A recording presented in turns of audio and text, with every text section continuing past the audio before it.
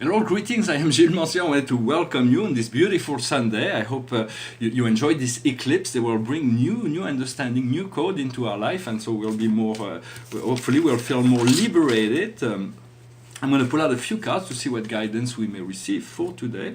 For the highest wisdom for us today is responsibility, is to be aware of our own responsibility, but not to be responsible for someone else's responsibility. That is where wisdom lies, the power of discriminating between what is our responsibility and what is not. What we need to understand is action. What is the right action? Once again, what do we need to do? What we need to do is effort. We have to produce the right efforts. So it is something that has to be as constant as possible. Once we set our goals towards producing a certain efforts, we have to stay as consistent as possible. And the general message for us today is birth. So it's about reborn, to be reborn into a new self. It is accepting to change, accepting not be afraid of the unknown, to know that, to trust, to have really high hope. The land of Pandora, the paradise that is awaiting us, for there is a light at the end of the tunnel. And so I'm going to pull out a few cards from the what is the highest wisdom for us today? Oh, I didn't mix them well. I'm going to mix them. So let's see from the Akash. The Akash is the memory banks, for we have much memory that is yet to be revealed to us about past lives and so on, and who we came from originally. So for the highest wisdom is the knighthood.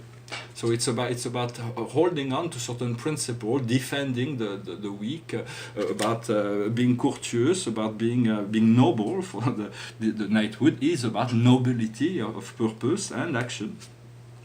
What we need to understand is the wish. What did we wish? Why did we ask? Why did we plan? What is it we call for into our experiences, to understand what we asking the universe is. We have to be ready to receive it.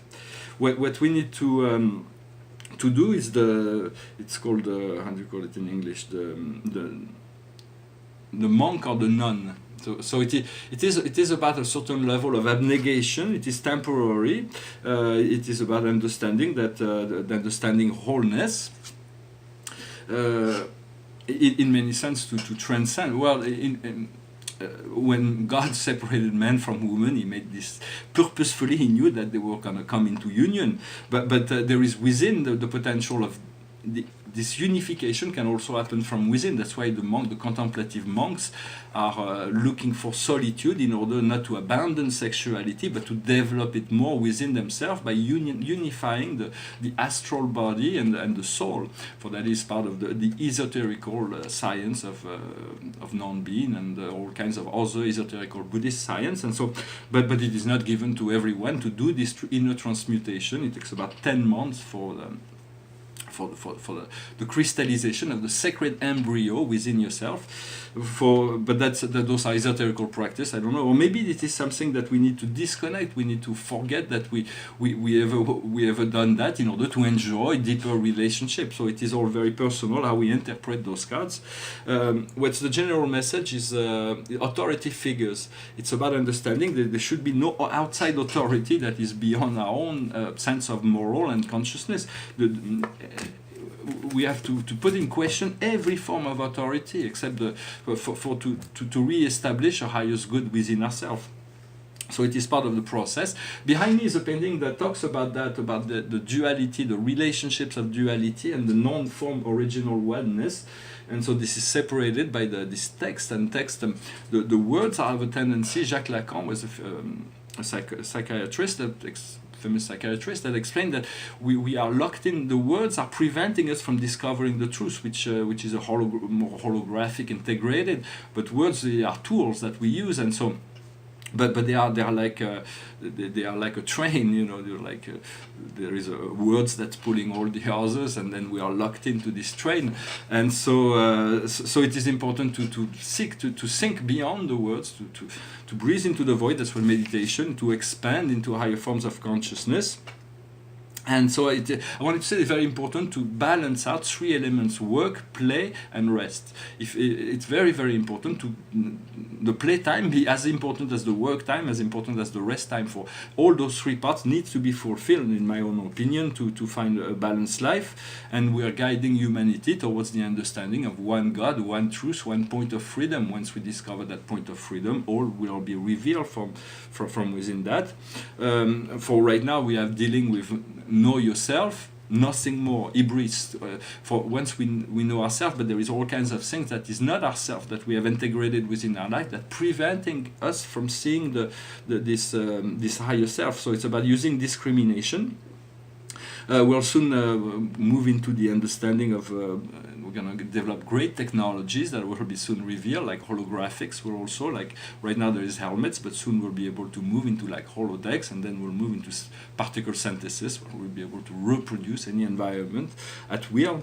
So it's about understanding who we are, how does light works, what is how the works from the higher the more knowledge we have. If we use this knowledge with in an ethical way, the more freedom we will gain, and the understanding of creating a relationship to life that is free and creative. There is a great shift that is coming about in 2020, where Jupiter, Saturn, and Pluto will meet in Capricorn. They will transform society forever. We have 2 years to get ready for that, so let us make this great life now.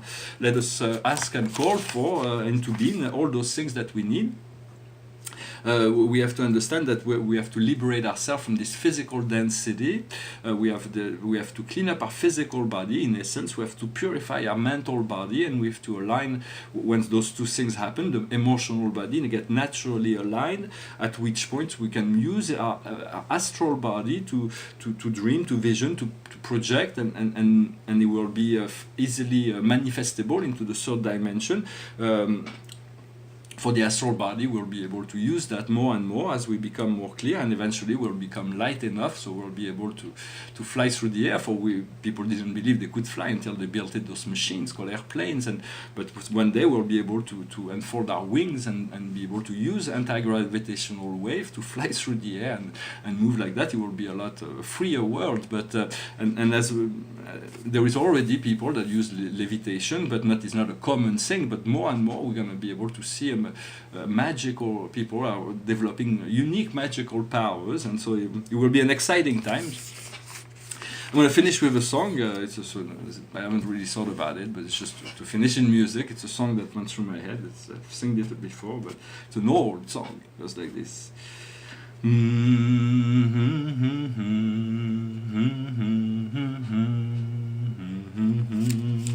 Somewhere over the rainbow, way up high, there's a land that I heard of once in a lullaby.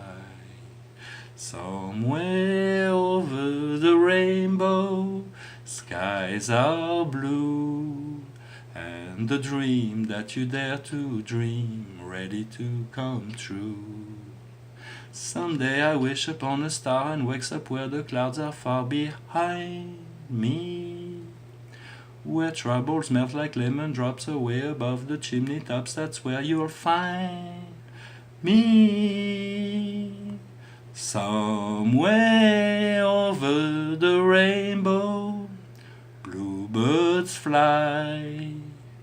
Birds fly over the rainbow, why then, oh why can't I? If happy little bluebirds fly beyond the rainbow, why, oh why can't I? Well, that is an excellent question. So let us work on it. Let us practice our vision realm to fly within our dream. I don't know if you ever had a dream where you were actually flying, and my master guide told me, if you can dream it, it is possible. So it is practice. When we dream of that, it is like we're going to practice before we can actually go into this physical world. But if you've dreamed it, it's possible. And so let us work with that, and wish you a wonderful day. I hope this video was interesting. I thank you for liking, sharing, subscribing, and I'll talk to you later. Namaste.